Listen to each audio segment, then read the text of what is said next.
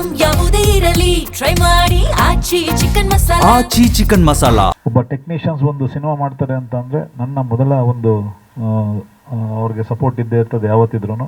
ಅದರಲ್ಲಿ ನಮ್ಮ ಕಿಶೋರ್ ಅವರು ಮೊದಲೇ ಹೆಜ್ಜೆ ಇಡ್ತಾ ಇದ್ದಾರೆ. ಇದಕ್ಕೂ ಮುಂಚೆ ರಾಮು ಅವ್ರ ಜೊತೆ ಕೆಲಸ ಮಾಡಿದಾಗಲೂ ಅದೇ ರೀತಿ ಇದ್ದರು. ನಾನು ಇರಲಿಲ್ಲ ಆ್ಯಕ್ಚುಲಿ, ನಾನು ಹೈದ್ರಾಬಾದಲ್ಲಿದ್ದೆ. ಮೊನ್ನೆ ಫೋನ್ ಮಾಡಿದಾಗ ಬಂದೆ. ಈಗ ಕತೆ ಕೇಳಿಕೊಂಡು ಇದಕ್ಕೆ ಏನೇನು ಬೇಕು ಎಲ್ಲ ಪ್ರಿಪ್ರೇಷನ್ ಮಾಡಿಕೊಂಡು ನನ್ನ ಕಡೆಯಿಂದ ಏನು ಬೆಸ್ಟ್ ಔಟ್ಪುಟ್ ಕೊಡ್ಬೋದು ಅದು ಖಂಡಿತ ಇದು ಮಾಡ್ತೀನಿ ಸರ್.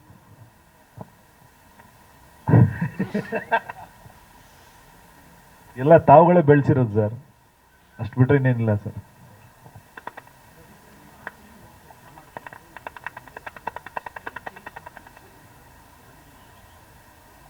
ಸರ್ ಎರಡೇ ಸರ್ ಚೇಂಜ್ ಆಗೋದು. ಒಂದು ಬಜೆಟ್ ಹೆಂಗಿರುತ್ತೆ ಅದ್ರ ಮೇಲೆ ಡಿಪೆಂಡ್ ಆಗುತ್ತೆ. ಇವಾಗ ಅಲ್ಲಿ ಹೋದಾಗ ಅಲ್ಲಿಗೆ ಹೈದ್ರಾಬಾದ್ ಗೆಜ್ಜೆ ಇಟ್ಟರೆ ಹೈದ್ರಾಬಾದ್ ಫೈಟ್ ಮಾಸ್ಟ್ರು, ಬಾಂಬೆ ಗೆಜ್ಜೆ ಇಟ್ಟರೆ ಬಾಂಬೆ ಫೈಟ್ ಮಾಸ್ಟ್ರು. ಬಟ್ ಕರ್ನಾಟಕಕ್ಕೆ ಬಂದಾಗ ಏನಂತಂದರೆ ನಾನು ಹುಟ್ಟಿ ಬೆಳೆದಿದ್ದು ಇಲ್ಲಿಂದನೇ, ನಾನು ಕೆಲಸ ಕಲ್ತಿದ್ದು ಇಲ್ಲಿಂದನೇ. ಯಾವುದೇ ಕಾರಣಕ್ಕೂ ಇಲ್ಲಿಗೆ ನಾನು ಕಾಂಪ್ರಮೈಸ್ ಆಗಲ್ಲ ಸರ್. ಇಲ್ಲಿಗೆ ನನ್ನ ಬೆಸ್ಟ್ ಕೆಲಸ ಏನು ಕೊಡ್ಬೋದು ಅದು ತುಂಬ ಇಲ್ಲಿಗೆ ಇದೇ ಇರ್ತದೆ ಸರ್ ಫಸ್ಟ್ ಪ್ರಿಫರೆನ್ಸ್. ಯಾಕಂದರೆ ಆ್ಯಸ್ ಎ ಡೈರೆಕ್ಷನ್ ಸ್ಟಾರ್ಟ್ ಮಾಡಿದ್ದು ಇಲ್ಲಿಂದನೇ, ಪ್ರೊಡಕ್ಷನ್ ಸ್ಟಾರ್ಟ್ ಮಾಡಿದ್ದು ಇಲ್ಲಿಂದನೇ ನಾನು. ಬಟ್ ನನ್ನ ಕನ್ನಡನ ಯಾವುದೇ ಕಾರಣಕ್ಕೂ ನಾನು ಬಿಟ್ಕೊಡೋಲ್ಲ ಸರ್. ಅದು ಚಿಕ್ಕ ಸಿನಿಮಾನೇ ಆಗಿರಲಿ ದೊಡ್ಡ ಸಿನಿಮಾನೇ ಆಗಲಿ ನನ್ನ ಎಫರ್ಟ್ ಪೂರ್ತಿ 100% ಇರುತ್ತೆ ಸರ್.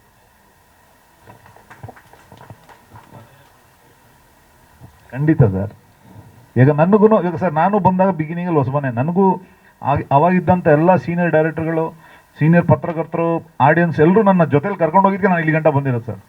ಯಾರೂ ಹುಟ್ಟನೇ ನಾವು ನಡ್ಕೊಂಡು ಹೋಗ್ಬಿಡಲ್ಲ, ಜೊತೆಲಿ ನನ್ನ ಕೈಲಾಗಿದ್ದು ನಾನು ಸರ್. ಇವರೇ ಅಂತಲ್ಲ ಸರ್, ಯಾರೇ ಬಂದರೂ ನನ್ನ ಕೈಲಿ ಏನಾಗುತ್ತೆ ನಾನು ಸಹಾಯ ಮಾಡ್ಕೊಂಡು ನಾನು ಕರ್ಕೊಂಡು ಹೋಗ್ತೀನಿ ಸರ್. ಏನು ಮಾಡೋಕ್ಕಲ್ಲ ಸರ್. ಇವಾಗ ಅವತ್ತೊಂದು ದಿವಸ ಸರ್ ಸ್ಟ್ರೀಮ್ ಎಡಿಟಿಂಗಲ್ಲಿ ನಾವು ಮಾಡ್ತಾ ಇದ್ವಿ. ಆಮೇಲೆ ಆ್ಯಬಿಡ್ ಬಂತು, ಇವಾಗ FCP ಬಂದಿದೆ. ಇವಾಗ ಏನಾಗಿದೆ ಮೊಬೈಲಲ್ಲಿ ಎಡಿಟ್ ಮಾಡ್ತಾ ಇದ್ದಾರೆ ಸರ್ ಎಲ್ಲರೂ.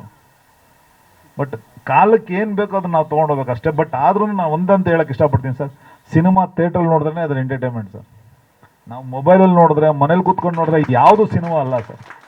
ನಾನೇ ಎಕ್ಸಾಂಪಲ್ ಸರ್. ಇವಾಗ ಮೊನ್ನೆ ಇವ್ರದ್ದು ರಾಜ್ಕುಮಾರ್ ಇರಾನಿ ಅವ್ರದ್ದು ಒಂದು ಪ್ರೊಡಕ್ಷನಲ್ಲಿ ಒಂದು ವೆಬ್ ಸೀರೀಸ್ ಬಂತು, ತುಂಬ ಅದ್ಭುತವಾದಂಥ ವೆಬ್ ಸೀರೀಸ್ ಸರ್. ಅದೇ ಥಿಯೇಟ್ರಲ್ಲಿ ರಿಲೀಸ್ ಆಗಿದೆ. ಇನ್ನೊಂದು ಮುನ್ನಾಬಾಯಿ ಥರ ಒಂದು ಸಕ್ಸಸ್ ಕಾಣೋ ಅಂತ ಒಂದು ಸಿನಿಮಾ ಅದು.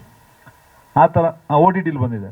ಬಟ್ ಆ ಥರ ಸಿನಿಮಾಗಳು ಬಂದ್ರೇ ಒಂದು ಮಜಾ ಸರ್. ಇವಾಗ ಇನ್ನೊಂದು ನಮ್ಮ ಕನ್ನಡದೇ ಇದು ಯಾವುದೋ ಇವ್ರದ್ದು ವಿಜಯ ರಾಘವೇಂದ್ರ ಅವ್ರದ್ದು ಸೀತಾರಾಮ, ಅದೊಂದು ತುಂಬ ಚೆನ್ನಾಗಿದೆ ಸರ್. ಅದು ತುಂಬ ಚೆನ್ನಾಗಿದೆ. ಮತ್ತು ತೀರ್ಥರೂಪ ತಂದೆ ಅವ್ರಿಗೆ ಇಂಥ ಸಿನಿಮಾಗಳೆಲ್ಲ ಏನಾಗ್ತದೆ ನಾವು ಮಿಸ್ ಮಾಡ್ಕೊತಾ ಇದ್ದೀವಿ ಸರ್, ಅಷ್ಟೇನಿಲ್ಲ.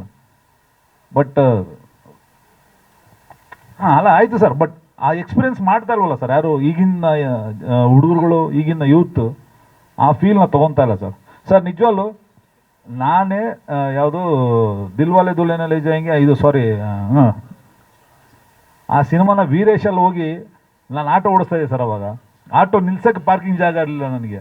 ಅದೆಲ್ಲೋ ತೊಗೊಂಡೋಗಿ ಹಿಂದೆಗಡೆ ಆ ಕಡೆ ರೋಡಲ್ಲಿ ನಿಲ್ಲಿಸಿ ಆಮೇಲೆ ಓಡ್ ಬಂದು ಆ ಕ್ಯೂವಲ್ಲಿ ನಿಂತ್ಕೊಂಡು ಟಿಕೆಟ್ ತೊಗೊಂಡು ಹೋಗಿದ್ದು ಆ ಮಜಾನೇ ಬೇರೆ ಸರ್. ನಮ್ಮ ತಂದೆ ಸಂಜಯ್ ಥಿಯೇಟ್ರಲ್ಲಿ ರಾಜ್ಕುಮಾರ್ ಅವ್ರ ಪಿಕ್ಚರ್ಗೆಲ್ಲ ಕರ್ಕೊಂಡು ಹೋಗ್ತಾ ಇದ್ದು. ಬಟ್ ಆ ಫೀಲೇ ಇವಾಗ ಎಲ್ಲೂ ನೋಡೋಕೆ ಆಗ್ತಾ ಇಲ್ಲ ಸರ್. ಅದು ಸರ್ ಏನಿದೆ ಇಂಡಸ್ಟ್ರಿ ಏನು ನಡೀತಾ ಇದೆ ಅಂತ ಕೇಳ್ತಾರೆ. ಅದೇ ಇಂಡಸ್ಟ್ರಿದು ಹೋಗು ಏನು ಸಕ್ಸಸ್ ನಡೀತಾ ಇದೆ, ಏನು ಆಗ್ತಾ ಇದೆ ಅನ್ನೋದ್ರ ಬಗ್ಗೆ ವಿಚಾರಿಸಿ ಮಾತಾಡ್ತಾರೆ. ಬಾಲಕೃಷ್ಣ ಸರ್ ಆಗಿರ್ಬೋದು, ಸಲ್ಮಾನ್ ಅವರಾಗಿರ್ಬೋದು, ಆಮೇಲೆ. ಬಟ್ ಇರೋದು ನಾವು ಪ್ರಾಕ್ಟಿಕಲಾಗಿ ಏನಂತ ಹೇಳ್ಕೊತೀವಿ. ಬಟ್ ಅಲ್ಲಿ ಏನಂತಂದರೆ ಸರ್, ಎಲ್ಲೇ ಹೋದ್ರೂ ನಿಮ್ಮ ಕೆಲಸಕ್ಕೆ ಬೆಲೆ ಕೊಡ್ತಾರೆ ಸರ್. ನಾವೆಷ್ಟು ಆನೆಸ್ಟಾಗಿ ನಾವು ಕೆಲಸ ಮಾಡ್ತೀವಿ ಅದ್ರ ಮೇಲೆ ಡಿಪೆಂಡ್ ಆಗುತ್ತೆ ಸರ್. ಕೆಲಸ ಇಲ್ಲಾಂದ್ರೆ ಯಾರು ಎಂಥವ್ರೇ ಆಗಿರಿ ಸರ್, ಮೂಸು ಕೂಡ ನೋಡೋಲ್ಲ ಅವರು. ಕೆಲಸ ಇದ್ದರೆ ಮಾತ್ರನೇ ಮಾತಾಡ್ಸ್ಕೊಂಡು ಹೋಗ್ತಾರೆ ಸರ್, ಅದಂತೂ ಗ್ಯಾರಂಟಿ ಸರ್.